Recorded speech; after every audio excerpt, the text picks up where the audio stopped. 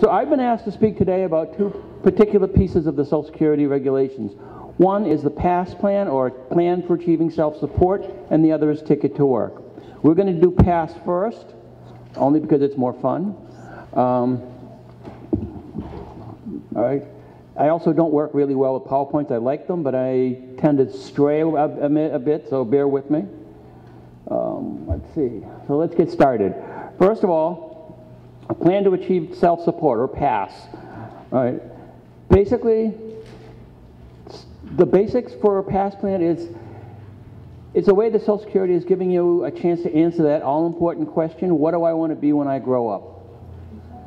And more importantly, from where I am right now to where I want to be when I grow up, what don't I have? What do I need to get from this point to that end point? Right?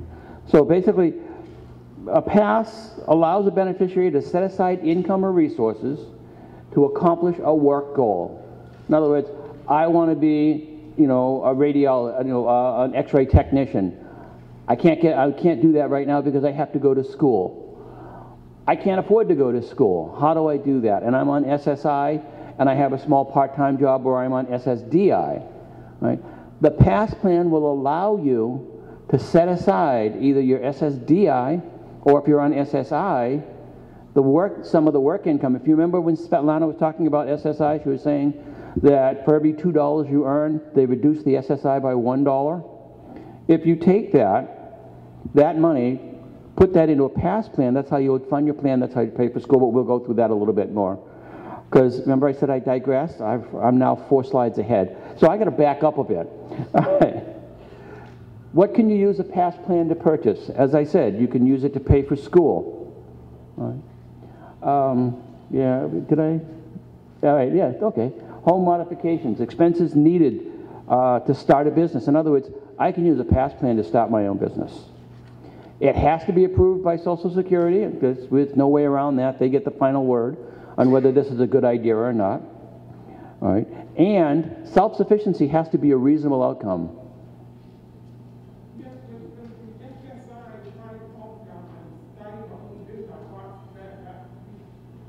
I need a microphone. I'm sorry, I can't. We're going to hold questions until the end. Okay, thank you. All right, but I will answer your question, don't worry.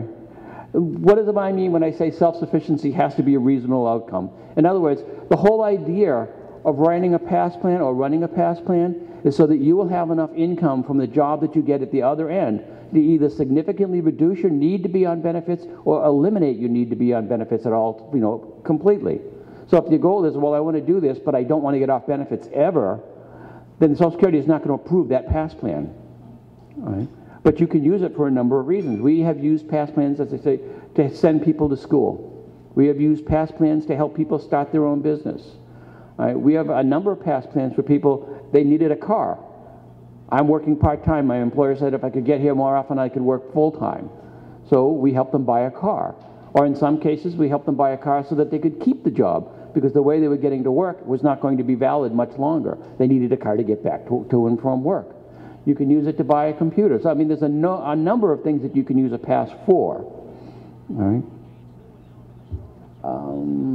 So basically, how does a PASS plan work? All right. Once again, as I said, you'd first figure out what your vocational goal, what do I want to be when I grow up? All right. Then you have to figure out what steps do I need to get from here to that end point. I need to go to school, I need to get a license, I need to buy a car, I'm going to need a computer to be able to go to school. Right? And then you develop the plan to address those needs. Right? So in other words, you can't write a PASS plan, I want to buy a car. Well, that's not a vocational goal, that's not an end point. The end point would be, what is the job you're going to use that car to get? That's the goal that you write a PASS plan, and the car becomes, I need that car to be able to get the PASS, to get to that job that I want. All right. How are you going to fund the plan? All right. There's 2 ways to fund a PASS plan. One is, if I am on SSI alone, I need to have another source of income. I either have to be working and use the money that they would normally reduce my SSI by in order to fund the PASS plan, or if somebody gives me a gift that would normally be considered resources for SSI, I could use that to fund a PASS plan. Or if I'm on SSI and SSDI, I would take all but $20 of my SSDI money, use that to fund my PASS plan. They will then give me the same amount of money back in SSI. So say I was getting $500 in SSDI and $188 a month in SSI. I'd take the $500 from SSDI and use that to fund my plan. They would give me $500 more in SSI, so I have the same amount of money coming in, but I'm putting $500 away to go to school, to buy a car, start my business, or whatever I need. All right? If I am only on SSDI, I can still write a PASS plan. I take all of my money from SSDI and I put that into the PASS plan. Now my countable income goes to 0, which makes me eligible for SSI. The only issue is how much money am I going to get on SSIs depending on my living situation. But there are a number of ways to figure. The idea is, if you're running a PASS plan, you're going to be on SSI. You don't have to start out that way, but I can guarantee you by the time it's approved, you will be on SSI because it's the only way to run a PASS plan. All right. Now, where are we? All right. All right. As I said before, you can use it for pretty much anything that you need to get to that vocational goal. So you can use it for tuition, books, fees, a computer, internet service, a printer. We do that all the time. Someone says, I want to go to school. Well, how are you going to do your homework? Oh, well, you're going to need a computer. Well, how are you going to print out? So you're going to need a printer. And how are you going to get your assignments? You're going to need internet service. What we tell people is when you're writing a PASS is, to try to think outside the box. Think, if I get this, what am I going to need to support that? So in other words, if I want to go to school, am I going to have to stay at school and use the library to do my homework every night? Or if I had my own computer and printer and an internet, could I do my homework and research at home? We write that into the plan. They will approve that. All right? So it's not just the tuition, fees, and books. It's the other things that you need to be able to attend school and be successful at it. All right? You can use it to start a business. And I have a number of people that have done that. Right? They basically use it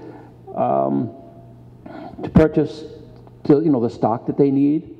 They purchase, to buy business cards, to maybe have somebody design them a website, manage that website for them, marketing, advertising, the whole 9 yards. And the good thing about if I have a business and I'm using a PASS, they will allow me to keep that PASS open for 2 years to put operating capital back into my business. In other words, they will give you money to help keep that business afloat until it becomes profitable. Or until I fall completely on my face, but that's another issue altogether. All right? But they're not going to say, okay, you've started your business, you're cut off. They're going to give you 2 years where you can still use the money that you would normally set aside in the past to help keep that business going until it takes off. All right? Okay. Wow. Okay.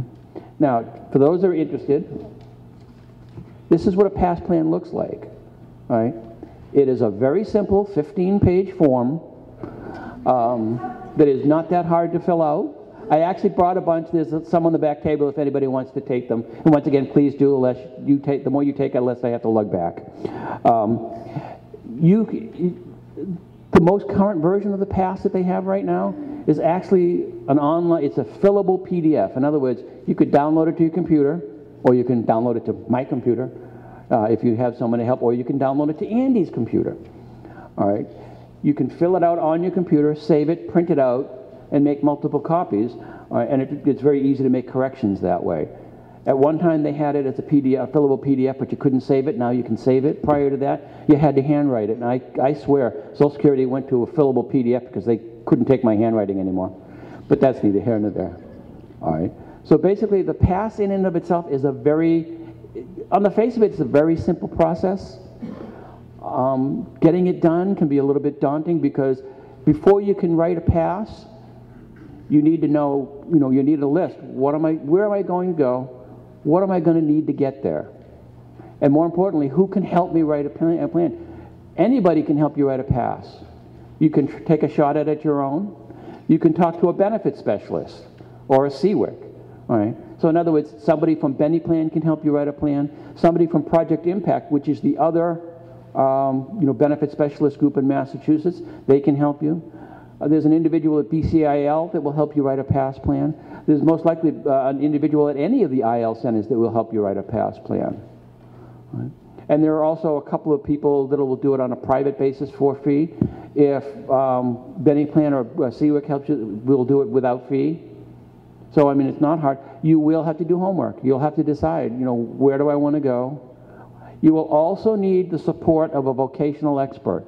In other words, Social Security is not going to take your word for it that this is a good idea for you. Right? You're going to need help from either, and not so much, you know, writing the plan, but you're going to need help from a mass rehab counselor, a DMH counselor, DDS counselor, or a doctor or therapist that'll say, given this individual's disability, this vocational goal is valid. In other words, I think this would be a valid vocational goal. If you have an MRC counselor, that's easy. They either just use the plan that you wrote with mass rehab, we attach it to the plan. Or they write a letter, same thing with DDS or DMH. Or you'd get a note from your doctor or your therapist that says, yes, this is a valid vocational goal, so that someone else can say, yes. So in other words, unfortunately, they're not necessarily take your word for it, that this is a good vocational, they're going to want backup documentation. If you don't have that, you can actually write into the PASS plan a vocational evaluation, so that you could then hire somebody to do a vocational evaluation for you, and then help define what is the goal, and now I know where my endpoint is. All right? You will have to do research. Like I say, if you wanted to go to school, you're going to have to be able to research that school. What program do I want to go into? What are all the costs? Because when you sit down with a PASS plan, you're going to need all of those costs. You're going to need to know, when am I going to start this plan? In other words, when am I going to start saving? If I'm going to school, when am I going to start going to school? How long am I going to be in school? What courses am I going to take? When do I anticipate graduating? And then once I graduate, I always give people 6 months to find a job. In this economy, probably should be 4 years, but we always give people 6 months to find a job. Right? And the cadre, or the individuals in Social Security that actually oversee this program, they're based in Lynn. They will work with you. They're not the enemy here. They're your friends to get this PASS plan moving. And the thing to remember about a PASS plan, a gentleman by the name of Morris McCain, who used to work for the PASS cadre, he told me, you want to think of a PASS plan as a train, all right, going from where you are right now to where you want to be. Because the question is it the time limited, can I only do it for so much time? And that's no, all right? It is not a time limited program. So his analogy is you can take an express and go directly from where you are to where you want to be without breaks, or you can take a local. In other words, I'm going to go to school, and after a year in school, I got hospitalized again. Well, you call the PASS cadre and say I'm in the hospital. They freeze the plan. You don't put any more money in, you don't take any more money out, but it stays in place. When you're ready to start again, you call the cadre and say, I'm ready to go again. And they basically restart it. Right? And you can do that for as long as it takes to complete that plan. It's not time limited, which is one of the beauties of the plan the way it's currently set up. So, yeah, let's talk about the ticket to work, the other part of my presentation. All right, so these are a list of people that that you can help. There are also, I keep forgetting that, there are 2 online resources that are really good. All right. Cornell's PASS plan basically is a discussion on how PASS works. There's sample PASS plans in there that you can look at, and there's an interactive tool. The same thing with PASS plan on passplan.org. It's an online PASS plan that you can basically it's a question and answer type of thing. What goal do you want? So it'll answer questions, and it'll be filling out the PASS plan in the background for you. All right. Both of these you could start online. If you can't finish in one sitting, you just stop, pick it up where you left off. Right. Same thing with working with a CWIC. It's not necessarily going to be able to write a PASS plan in one sitting, because we're going to say, okay, let's start it. We'll do as much as we can, and then I'm going to give you homework. And we'll set up another appointment in 2 weeks to then put that in. One thing I always keep forgetting, I do need to let you know, though, if you want to start a business with a PASS plan, before you sit down with someone to help you write that plan, you will need a business plan. Right? Social Security will not accept a PASS for business without a business plan and a profit and loss statement. Right? But if you have those things, and you call me and say, I want to write a PASS plan, I'm going to set up an appointment, and we'll sit down and we'll start writing. Right? We will also stay with you. Right? In other words, we won't just write the plan and you're off on your own. Right? We will stay with you until that plan is approved, and even beyond that, if you need it, We will be with you so that if you have to make adjustments to the plan, or if you have questions about the plan, you'll call the pass cadre, or you can call us, and we will help you, we will shepherd you through to make sure that plan is successful. Right? And some of the successful plans I've had, I currently have 2 people in college at Leslie right now as a result of some of the plans I've written. I had one gentleman start his own business. What he does is, and he wouldn't tell me a lot about his business without this lengthy document, that I didn't want to do. But anyway, what he does is he has put together a computerized system for junkyards where he will go in, inventory your entire junkyard, and then put your junkyard online so that if somebody wants to buy something, they can go through your entire inventory. And basically, you can sell used auto parts over the internet. And his system will basically handle all the transactions. I have another woman, she used her past plan to build a recording studio in her house. Right? She does Irish music. She needed a recording studio so that she could cut her own CDs and then do her own marketing, which she did do, and she's very successful at it. I just can't remember her name. But then again, if anybody knows me, you'll know that's not uncommon. All right. So let's talk a little bit about the ticket to work. All right. If you have Social Security benefits, you have a ticket to work. Period. It's that simple. All right. There's a couple of things we want to talk about the ticket to work. More or less 2 things. What the ticket is and what the ticket is not. All right. The ticket basically is Social Security is giving you a chance to try and get back to work by looking at a number of different venues. In other words, prior to the ticket to work, if you wanted to go back to work, you had to go to the big guys. You had to go to MCB, DMH, DMR, or now DDS, or MRC. They dictated your vocational rehab. If you weren't happy, tough. Right? Now, everybody knows that these agencies work through a number of small vendors. In other words, you go into the mass rehab, they send you to a small vendor to actually do the service. Well, the idea behind the ticket is these vendors become what do they call employment networks. In other words, small agencies. You bypass state VR, DMR, DMH, go directly to the little vendors, negotiate with the vendor that say, I want to go back to work. They will tell you, this is what we can do. You tell them, this is what I want, and you basically form a contract with them that says, all right, you want to do this, this is what we're going to do for you, all right, and we will help you. Now, when you do that, you assign your ticket to that employment network. All right.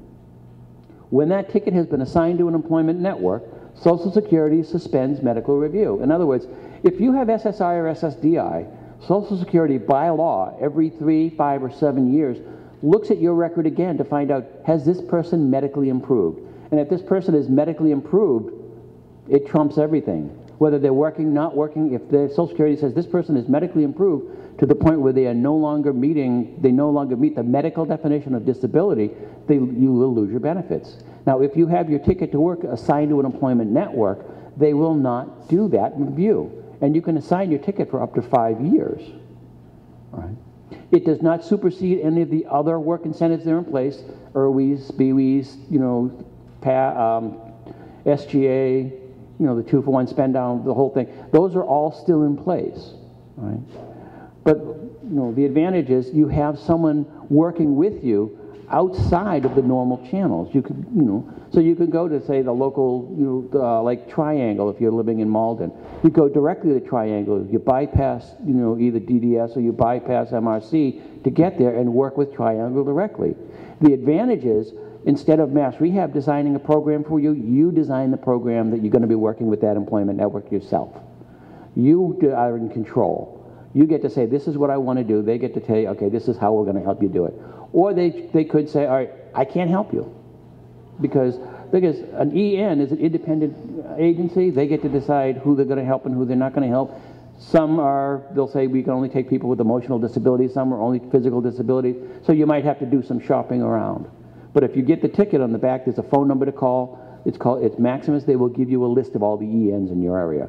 Unfortunately, you have to do the legwork. Of going out and calling each one to figure out what they can and cannot do, and more importantly, are they still taking tickets? All right. Some of the services you can get through the ticket, skills testing, interest testing, resume preparation, interview skills training, job search and placement service, which is probably what you want in the first place, work incentives counseling, job coaching, and other services. All right, all of the ENs would basically, would bring in a benefit specialist, be it from Benny Plan or Project Impact. All right, so in other words, at some point, if you're working with an EN, you will sit down with a benefit specialist. Did you say EN? EN, Employment Network. Remember, Social Security doesn't speak in English? Okay. That's why I got it. Yeah, Social Security, yeah, they have never spoken in English. They speak in Social Security. I always used to joke with people. I said, well, gee, that's one of the advantages of working with a benefit specialist. We can, we've been trained to speak Social Security, and we can translate that back into English for you. All right. They don't know. All right, so let's see. All right, so if you have a ticket to work, first thing you want to do is call Maximus. That's the phone number up there, 1-866-YOUR-TICKET. They will give you a list of all of the employment networks in the area. They will also get you in touch with the local CWIC, that's me, the local CWIC in your area, so that you can talk about what's going to happen to my benefits when I go to work, and then you can work with the employment network to say, can you help me get back to work? Could you repeat that number? All right, it's 1-866-YOUR-TICKET or 1-866-968-7842. And I think that's the last slide I have for that.